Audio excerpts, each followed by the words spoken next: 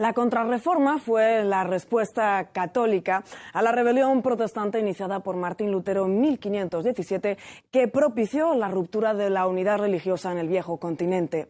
El espíritu de la Contrarreforma fue acogido con fervor por españoles e italianos e impulsado por monarcas como Carlos V y Felipe II, que combatieron denodadamente la expansión del protestantismo.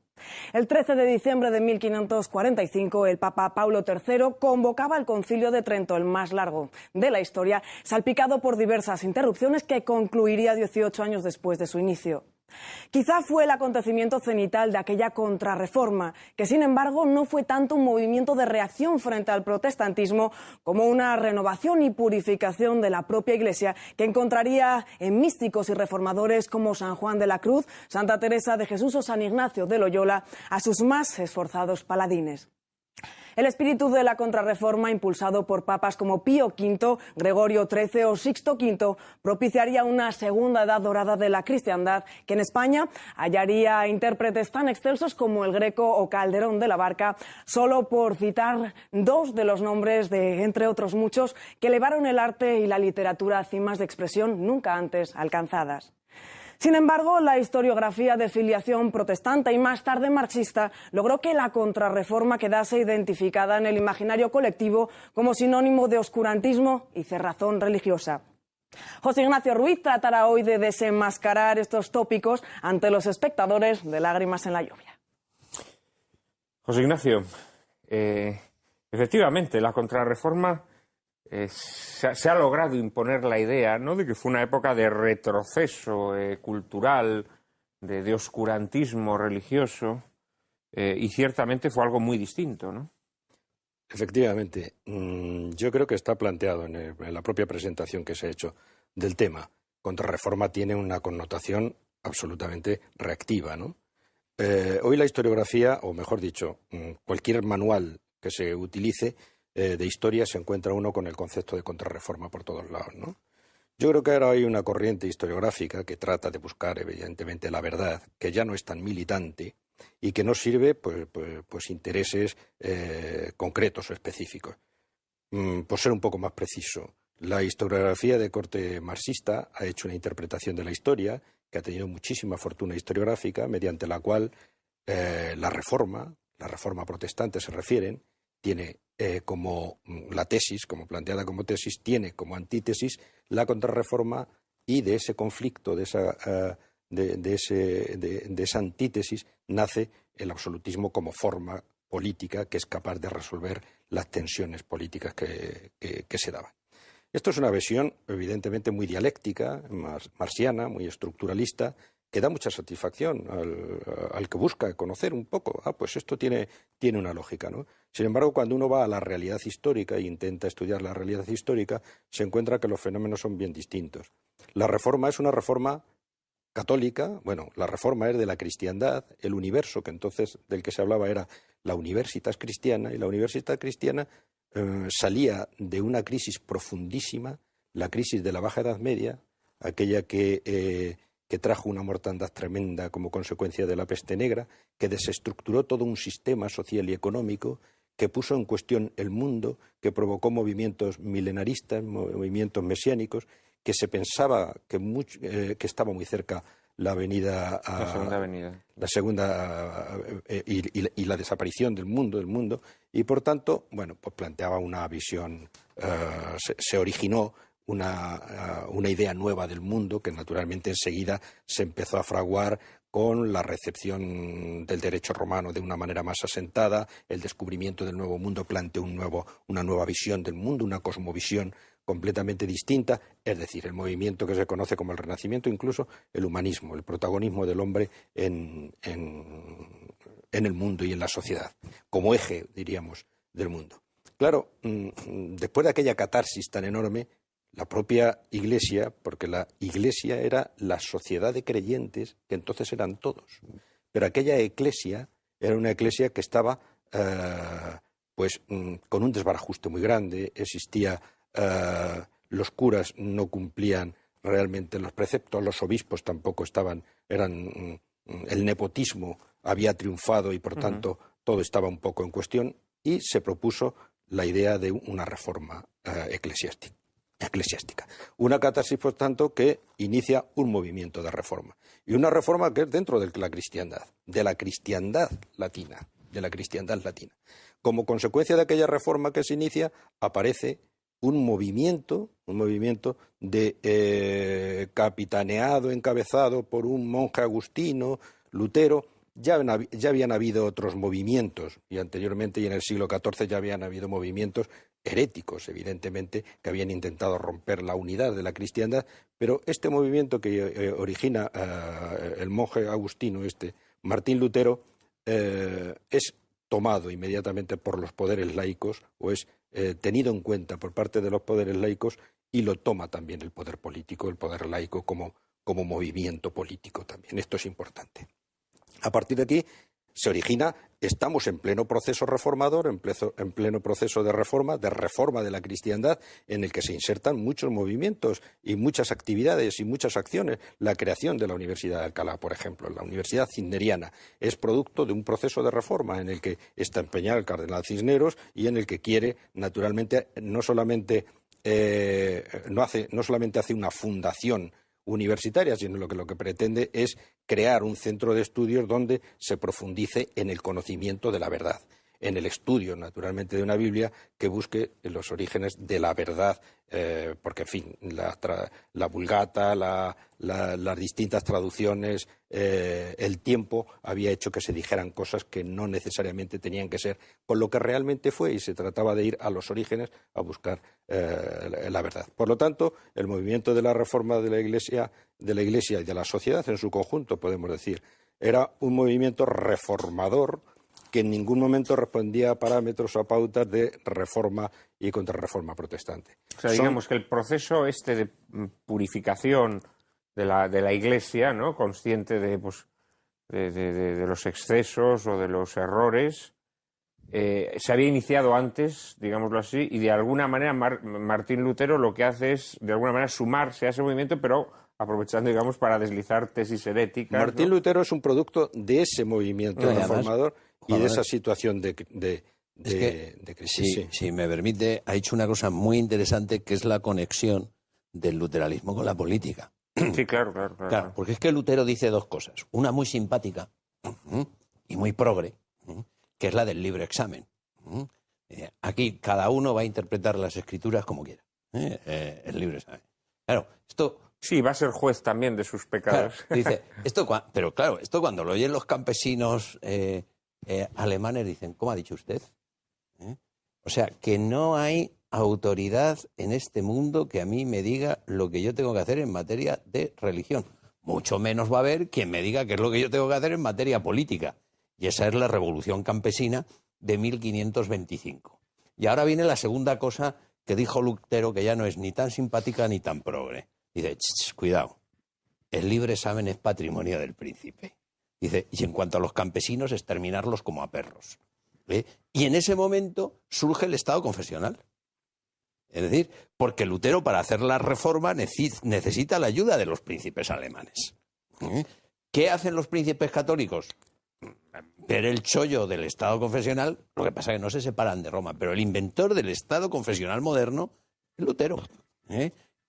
La patente la tiene él.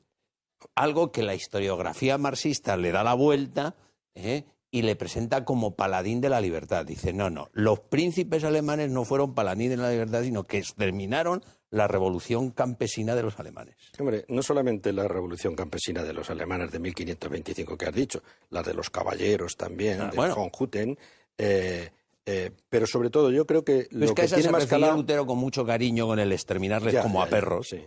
Y por eso he querido hacer referencia a ella. Tiene una frase que es demoledora, sí, que exactamente dice eso o algo parecido. No, digo porque ahora últimamente, yo no sé por qué, y precisamente en España, parece ser que el protestantismo es la luz, la sabiduría, la amabilidad y la tolerancia, ¿no? Dice, pues mentiras de la historia.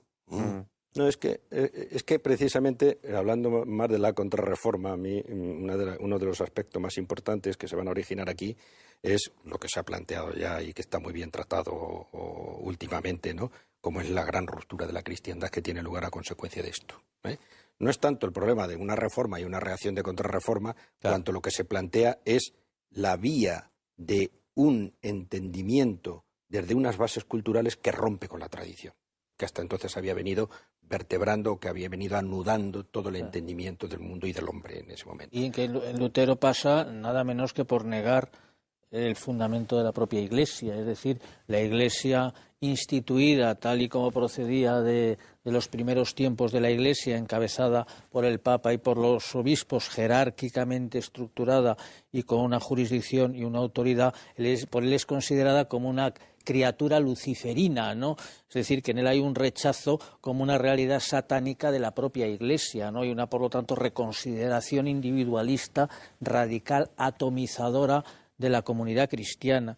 O sea que supone una revolución radical y enormemente negativa, destructiva de lo que la Iglesia había sido hasta entonces. Incluso destructiva del principio religioso. Incluso destructiva también. No hace mucho tuve yo en clase un alumno de Finlandia que me decía, mire usted, profesor Paredes, dice, en Finlandia somos todos protestantes como aquí son todos ustedes toreros. Dice, ha quedado la cosa como un barniz o una pátina cultural. Es decir, claro, a base de diluirse se pierde el sentido religioso. Por eso era tan querido el protestantismo por el marxismo, porque el principal objetivo del marxismo es quitar, no olvidemos, y de esto sé yo un montón que fui educado en el marxismo, la alienación religiosa. Es decir, el opio del pueblo. El opio del pueblo. Es decir, estamos hablando de mentiras de la historia. De lo que estamos hablando aquí, Juan Manuel, son mentirijillas. La mentira, que procede del padre de la mentira, es decir, del demonio, es hacer creer a los hombres, esa es la mentira, hacer creer a los hombres que somos autónomos. El seréis como dioses que se propaga generación tras generación. Y todo lo demás son mentirijillas derivadas de esta. Bueno, de hecho, Lutero, digamos que lo que le da es estatuto religioso a esa cuestión. A esa cuestión del seréis como dioses, ¿no? Que ese es el misterio del éxito, digamos. Vosotros vais a decidir en la ciencia del bien y del mal qué es lo bueno y qué es lo malo. La predestinación. Si me permitís, vamos a interrumpir un minuto para publicidad y enseguida estamos de nuevo con todos ustedes.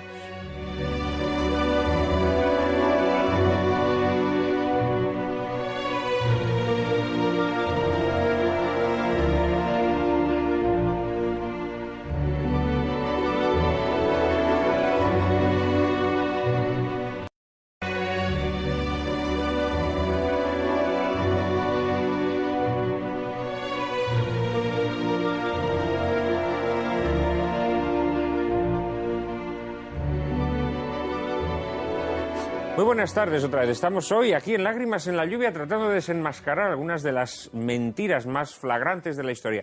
Y ahora precisamente estábamos hablando de la contrarreforma, tratando de disolver esa imagen enquistada que muchos tienen, incluso católicos, según la cual la contrarreforma fue un movimiento de reacción frente a la reforma protestante y por lo tanto también un movimiento que de alguna manera empobreció culturalmente a aquellos países católicos como España que se opusieron a la expansión del protestantismo. Ángel David me había pedido la palabra. Sí, no, precisamente yo quería llamar la atención sobre el papel insustituible que desempeña España y los españoles, y digo los españoles por lo que voy a decir ahora a continuación, no tanto en el periodo de la contrarreforma, que creo que es bien conocido y que se ha aludido ahí a varios casos, sino en el periodo inmediatamente anterior, o sea, el periodo que llamamos de la Reforma Católica. Primero, porque en España se ponen las bases para que cuando luego surge la Reforma Protestante en Europa, aquí no pueda tener éxito. Y no pueda tener éxito porque aquí ya los españoles han tomado unas opciones religiosas, intelectuales, filosóficas, yo le voy a dar mucha importancia a la filosofía, han optado ya anteriormente por una serie de caminos por los cuales era imposible desembocar en la Reforma Protestante. Me refiero, por ejemplo, a cuando se produce la crisis nominalista, que afecta fundamentalmente a las universidades centroeuropeas, que rompen con la filosofía escolástica y que adoptan la filosofía nominalista, que es el humus en el cual luego surge el luteranismo. Sin Guillermo de Ockham no se explica ni se entiende Lutero. Bueno, pues España, que además precisamente se da la paradoja de que los países que adhieren al presunto cisma de Occidente, como obediente al presunto antipapa de Occidente, es de los países que se mantiene en la ortodoxia filosófica frente al nominalismo que se va a implantar en los países fieles a la obediencia del Papa de Roma. Y luego no solamente eso, sino que a lo largo del siglo XIV y buena parte del XV hay tales movimientos de reforma, pues desde la fundación de nuevas órdenes religiosas, como pueden ser los jerónimos en el ámbito portugués hispánico, o todo el movimiento de reforma promovido en el entorno de los reyes católicos o del cardenal Cisneros, que ciertamente hace que cuando España llega a comienzos del siglo XVI, mediados del siglo XVI, no solamente aquí no puede arraigar el protestantismo, y no porque la Inquisición llevara a cabo una obra especialmente represiva, porque sabemos que la lucha de la Inquisición española contra el protestantismo fue prácticamente testimonial, algún caso aquí y allá, sino porque no se daban las condiciones no solamente no se daban las condiciones para que aquí pudiera arraigar la reforma protestante, sino que únicamente en España se habían puesto las bases, y ahora sí filosóficas, teológicas, intelectuales, que hicieron luego posible pues esa puesta al día de la doctrina católica en el Concilio de Trento, que en buena parte es el resultado de, por un lado, las armas españolas frenando el avance del protestantismo, impulsando a los papas, que no todos eran muy partidarios de sacar adelante el concilio, y por otra parte de los teólogos españoles, ajustando, afinando, poniendo al día la teología católica frente a los retos que había planteado el protestantismo, pero desde las bases filosóficas de la escolástica, del tomismo. Porque la Escuela de Salamanca del siglo XVI, que lleva a cabo esa labor tan brillante, por ejemplo, a la hora de analizar y justificar la moralidad de la obra de España en Indias, algo impensable en el resto de los países de la época, maneja un tomismo actualizado a las circunstancias del siglo XVI. Pues Ignacio. Sí, lleva toda la razón, ¿no? Yo arrancaba a explicar el problema este de la reforma y la contrarreforma a partir de la crisis bajo medieval. Naturalmente hay una crisis de pensamiento, hay una crisis en la que el ocanismo tuvo mucho que ver, el nominalismo de Ockham, evidentemente, y estoy completamente de acuerdo, sin Ockham, Lutero pues no hubiera existido. ¿Condiciones que se dan o no se dan? Bueno, vamos a ver, hubieron focos protestantes en España, en Sevilla y en Valladolid, los famosos autos de 1559, ¿no? Y a partir de ahí, pues el protestantismo se acabó. El problema fue el problema converso y eso era otra cuestión. Pero desde mi punto de vista, y volviendo a retomar un poco el hilo de lo que estábamos diciendo antes, que creo que es lo que realmente es importante y lo que va a ser trascendente para el futuro y lo que va a abrirnos lo que ha sido luego el siglo XIX y que está en estrecha conexión con esto. El protestantismo ya, por avanzar un poquito más, el protestantismo plantea cuestiones tan claves como lo que ha dicho Javier Paredes del principio de autoridad que es cuestionado. Esto es esencial. Esto va a plantear una visión completamente nueva.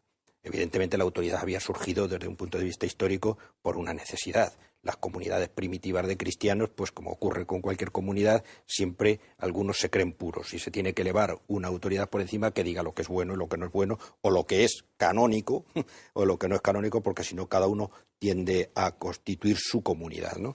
Estas son tensiones sociales desde el punto de vista social que aparecen permanentemente, ¿no? Y a medida que crecemos en globalización aparecen localizaciones, o a medida que avanza la civilización o se supera el tribalismo, como veíamos también en la película, pues crece la civilización y aparecen elementos. Son tensiones permanentes que siempre aparecen. Por lo tanto, el principio de autoridad era una cuestión que estaba planteada y que Lutero se la quería cargar directamente. Y esto suponía romper con toda una tradición cultural de cómo nos habíamos entendido los europeos, la cristiandad latina hasta entonces. Pero, dando otro paso más, llegó a plantear otros problemas que el emperador Carlos, con aquello de los coloquios que no quería romper, porque lo declararon hereje a Lutero en 1521, concretamente, ¿no?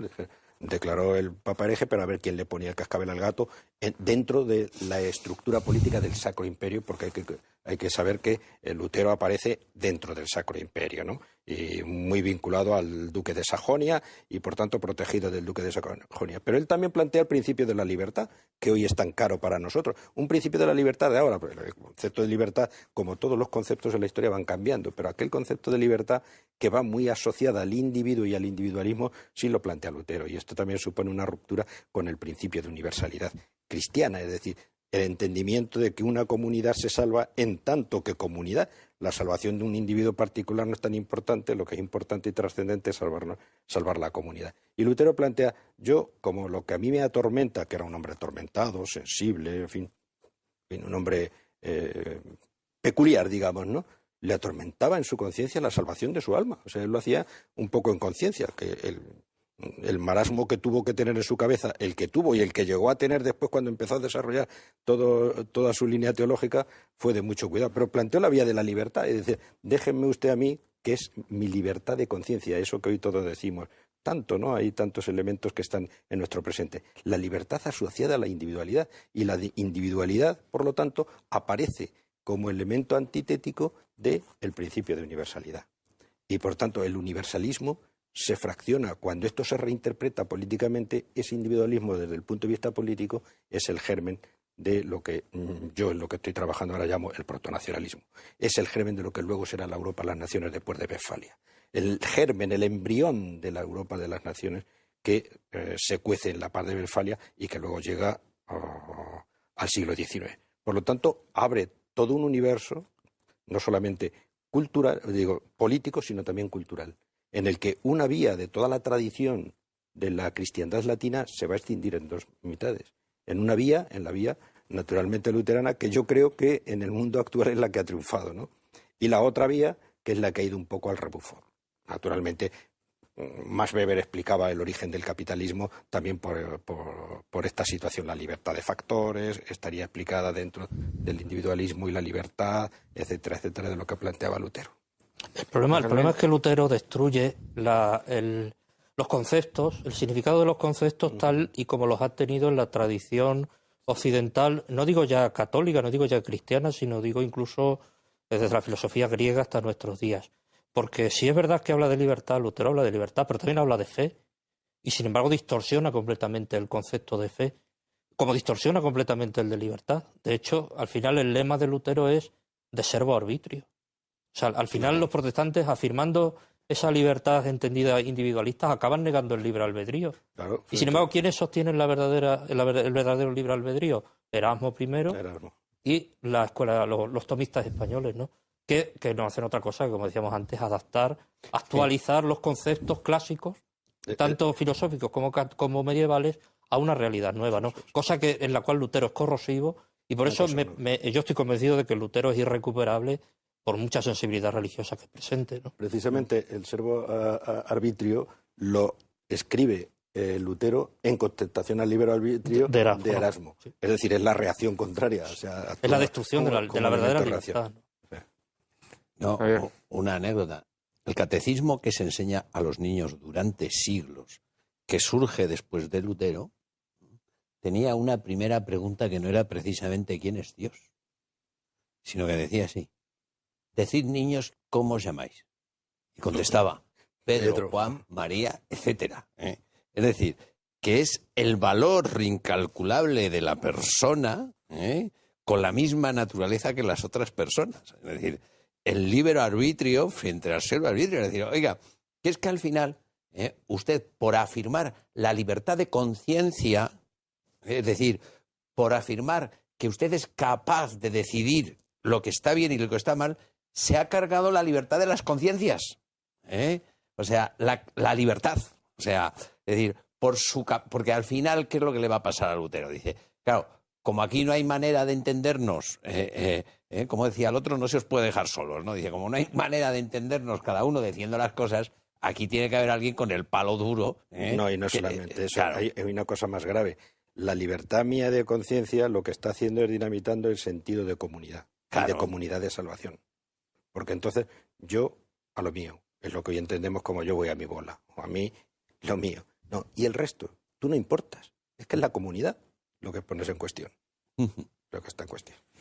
Y eso en términos políticos, como insistía, eso en términos políticos, claro, es que desde mi punto de vista, esto es lo que a mí más me interesa y en lo que más estoy trabajando, es lo que crea el protonacionalismo en Europa.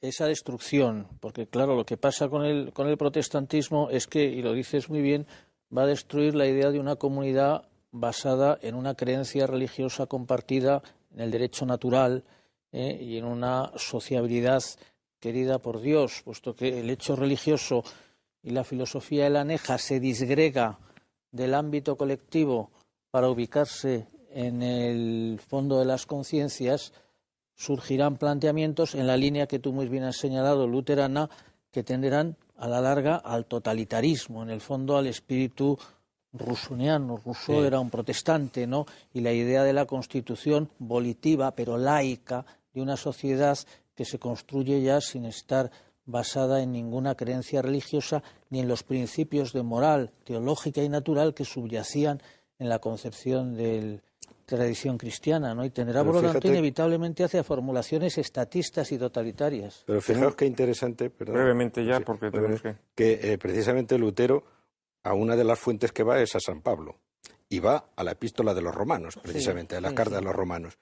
Y es San Pablo el que, desde un punto de vista teológico, reinterpreta el mensaje de Cristo, diciendo, solo no podemos hacer una comunidad de salvación, una comunidad cristiana, siendo todos hermanos en Cristo. No hay una salvación de un pueblo elegido. O somos todos, o es todos, o no hay salvación posible. Y Lutero, que bebe de San Pablo, lo reinterpreta esto mal, ¿no? Decía mi maestro Leonardo Castellani que desde que Lutero le dijo a la gente que el Espíritu Santo les inspiraba cuando leían la Biblia, que el Espíritu Santo empezó a decir unas gilipolleces monstruosas, ¿no?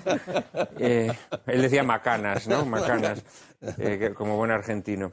Realmente introduce muchos venenos Lutero, ¿no? en la cristiandad. A mí como creador me llama extraordinariamente la atención cómo mata el arte, ¿no? Cómo el protestantismo mata el arte y introduce la disolución en el arte que llega hasta nuestros días, ¿no? Un arte absolutamente gangrenado, muerto, que ha perdido el sentido de la belleza. Esto tiene también mucho que ver, por cierto, con la supresión de la Virgen como Madre de Dios y toda la belleza que la Virgen introduce en el arte católico. En fin, sería un tema para hablar largo y tendido sobre él. El barroco es una época artística esplendorosa. Sí, el barroco, efectivamente. Y es una manifestación gigantesca de belleza, de movimiento y de adoración que surge frente a la iconoclastia del protestantismo. Así es. Desgraciadamente tenemos que dejarlo aquí, pero prometo a nuestros espectadores que algún día dedicaremos un programa entero a